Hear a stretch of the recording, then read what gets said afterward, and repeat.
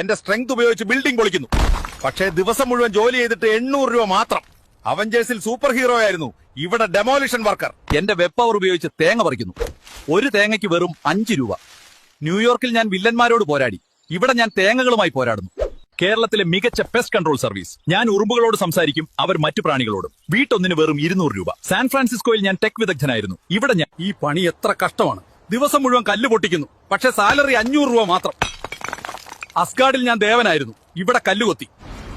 ചേട്ടാ, എന്റെ വട കൂടെ തരോ? ഞാൻ കടികൾ ഉണ്ടാക്കാൻ എന്റെ ക്ലോ ആണ് ഉപയോഗിക്കുന്നത്.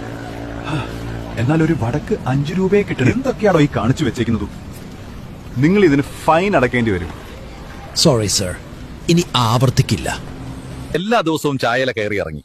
കിലോയ്ക്ക് 20 രൂപ മാത്രം. ക്രിപ്റ്റണിൽ നിന്ന് വന്ന് ഇവിടെ ചായല തൊഴിലാളിയായി. സൂപ്പർമാൻ അല്ല, സൂപ്പർ വർക്കർ.